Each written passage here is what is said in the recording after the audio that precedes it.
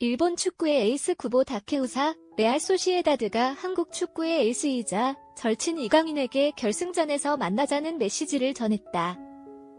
일본 축구 매체 사커 다이제스트 웹은 27일 한국과 일본의 맞대결이 16강전에서 펼쳐지지 않은 가운데 구보와 이강인이 서로 연락을 나눴다고 보도했다. 모리야스 하즈메 감독이 이끄는 일본 축구대표팀은 지난 24일 카타르 도하의 알투마마 스타디움에서 열린 신태용 감독의 인도네시아와 2023 아시아 축구연맹 AFC 카타르 아시안컵 조별리그 D조 최종 3차전에서 3-1로 승리했다. 이로써 일본은 2승 1패, 승점 6조 2위로 16강에 진출에 성공했다. 조 1위 자리는 3전 전승, 승점 9을 올린 이라크가 차지했다. 일본과 이라크가 16강 진출에 성공한 가운데 3위 인도네시아 1승 2패, 승점 3가 16강에 가까스로 합류했다. 일본이 2위로 16강에 오르면서 한일전 조기 성사 여부에 관심이 쏠렸다. 아시안컵 대진상 D조 2위인 일본은 16강에서 이 조 1위와 만나는데 결국 2조 1위를 바레인이 차지하면서 한국과 일본의 만남은 불발됐다. 이제 아시안컵에서 한국과 일본이 맞붙으려면 결승전에서 만나는 수밖에 없다. 서로 토너먼트 대진표상 반대편에 위치한 가운데 남은 16강전과 8강전 그리고 4강전에서 이겨야 만날 수 있게 된 것이다.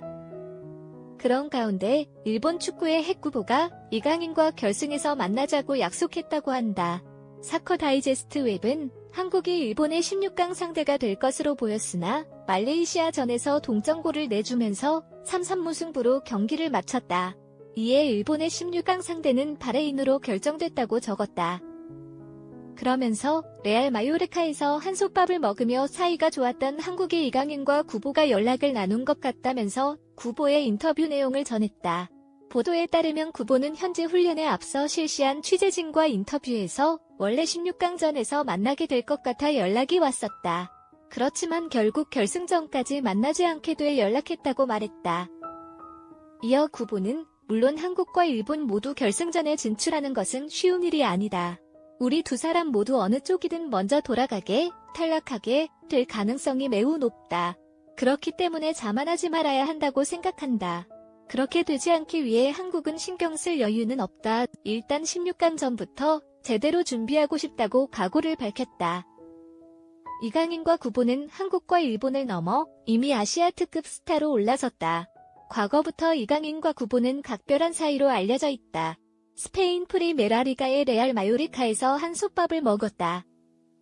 명문 클럽 레알 마드리드 유스 출신인 구보는 경험을 쌓기 위해 대부분 임대 생활을 보냈다. 비아레알, 헤타페, 이상 스페인 등을 거쳤다. 마요르카에서는 2019년에서 2020년 또 2021년 임대에 이적했다. 스페인 발렌시아 유스 출신인 이강인은 지난 2021년 마요르카 유니폼을 입었다. 이강인과 구보는 팀 동료로서 서로에게 늘 든든한 지원군이 됐다.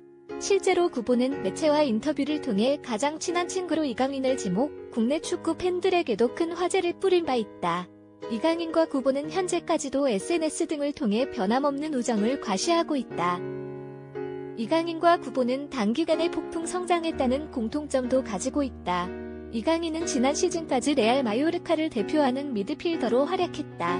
맹활약을 펼쳤다. 지난 시즌 이강인은 프리메라리가 36경기에 출전해 6골 6도움을 올렸다. 반면 구보는 새로운 도전을 위해 2022년 프리메라리가의 강호 레알 소시에다드로 이적했다. 구보는 첫 시즌부터 주전 자리를 꿰찼고 지난 시즌에는 리그 35경기에 출장해 9골 4도움의 대활약을 해냈다.